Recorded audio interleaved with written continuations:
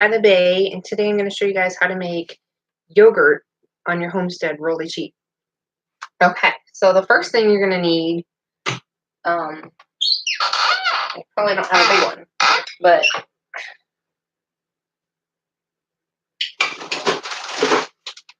all kinds of other stuff in my jars. But you would need a large mason jar, at least this size or two of them.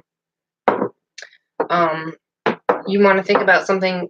If you want to sweeten your yogurt, you can put some blended dates in there, or honey. Raw honey would be a good option. I don't really like adding sugar to anything because it's really hard to find like a plain. I mean, you can find plain yogurt, but like the vanilla ones always have sugar in it. I didn't realize that, so that was like a major weight gain for me.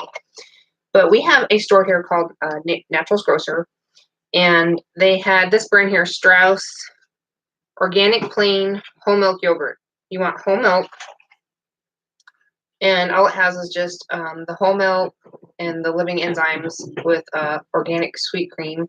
This one I believe is, this one's grass fed. It's very thick and creamy. So this is a European style yogurt. So this one's really good. I have this Dani, I think it's Dani yogurt maker, and it came with 2 containers and a strainer, so you can make Greek yogurt. What you would do is you would take at least a half a cup of your yogurt, half a cup to 1 cup, depending on how much you have or can use. A half a cup will work just fine. And this would be your culture starter. If you don't have this, you can go to cultures.com and get a yogurt starter there, and it's like little granules that you can activate. But this works just good. This was on clearance. They marked it down. Nothing wrong with it. And so we ate up some of it, and sometimes you can freeze it into smaller sections to make more yogurt. That works good too. They also have a brand called Organic Valley. This is another whole milk. Whole milk's your best bet for making yogurt. If you use a lower percentage, it won't come out as thick and creamy, and then you would need to add some kind of thickener, and I don't like adding thickeners. So this is just organic grass-fed milk. Now what I did here is I had poured in about a half to 1 cup of my yogurt, and then I just filled it up with my milk here, and then I have either vanilla bean or vanilla extract with no alcohol, and then this gets set to however long you want to set it for, and it keeps it at around 100-degree temperature. You plug it in, set it, and it'll keep it, and has a cover. It'll keep it at that temperature for anywhere. Some people do it for 6 hours. Some people can do it all the way up to 12 hours, or you can even do, I think, a 24-hour yogurt, which ends up being a little bit more sour. So when that's done, you come and take your cover off, and before you stir it, it'll be thicker at the top, and I already stirred it, so that was my bad. What you would do is you would take your strainer, or you could use a strainer like this with maybe some cheesecloth or a potato sack cloth, and not stir it, and pour it through and sit for till all the whey drips out, and then you'd have like a Greek yogurt, and that would be a nice thick creamy yogurt. I stirred mine because I get anxious and I wanted some yogurt, so I'm just gonna pour this back in, and this is about the consistency my yogurt is right now. I like to pour it over my fruit in the morning. I had already let this go overnight, and all I added was vanilla. You can add a little bit of lemon juice if you'd like. You can add, after it does this, you can add your berries to your yogurt if you want to add berries and things like that, and then stick it in your fridge. Or I like to add chia seeds to mine. That will be a good thickener. You could add flax seeds. That would be a good natural thickener and good superfood for you. Let's see. Okay, so if you don't have this Dani yogurt maker, some people will put it in a crock pot on low overnight for, probably about 10 to 12 hours. And that works good too. If you don't have a crock pot, you can simply just grab a couple of mason jars, make sure they're sterile and clean, and you can put You can put a lid on them, but you just want to put it on kind of like that. You don't want to, and then you'll do the same thing. You'll mix your yogurt with your milk or your dates or whatever kind of sweetener, honey and stuff like that.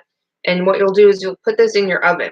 The oven temperature will be off, and you put the oven light on. So the oven light keeps the temperature around 100 to 120 degrees, which is just perfect for making yogurt. So if you don't have a crock pot, if you don't have a yogurt maker, you don't need anything fancy. You can just make it in your mason jars in your oven, and then in the morning, put the cover on and put it in your fridge, or add your berries to it, or extra honey, or chia seeds, or whatever, and then you have yogurt for the week. So that is a super simple, cheap way to extend your yogurt, make more yogurt, or just you can probably use this yogurt another time to make yogurt, but I wouldn't do it more than one more time.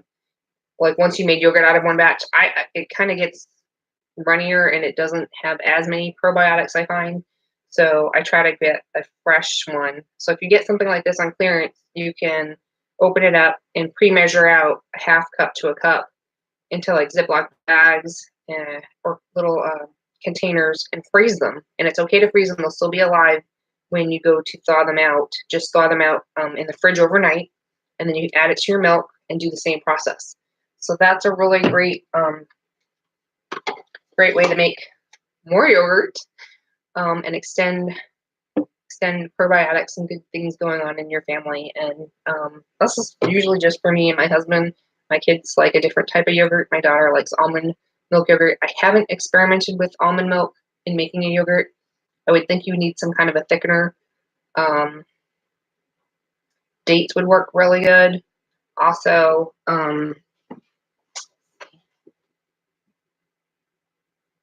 okay. Have some. Okay, well maybe I must be out. You can use, and you'll have to look it up because I don't have the bag. Okay. If you look up seaweed, like the kelp and stuff like that you can get whole, and what you do is you rehydrate it, rinse it out really good, blend it in the blender with your milk or your almond milk, and it would make a thickener for your yogurt, and that would work really good. And so, yeah, that would be the other option that you guys could try out.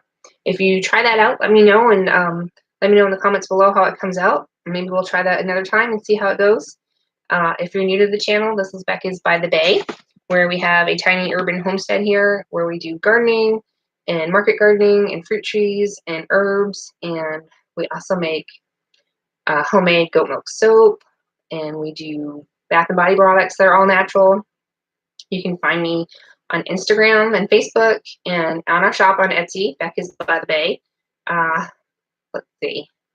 That's pretty much it. So if you're new to the channel, give it a thumbs up, hit that subscribe button. It helps us out. And hit the little notification bell, and you'll know when a new video is going up. So we're trying to get some more videos up now that we have a new computer going. And if I find my camera, we can probably do some other stuff and show you what's going on in the garden out there. Otherwise, I'll try and see if it works on my phone. So thanks for hanging out with me and learning a new way to make yogurt or extend your budget or make things great and healthy and whole food based for your family. And thanks for visiting us here at Beccas By The Bay. Have a great day, guys. We'll see you later in the next video. Bye.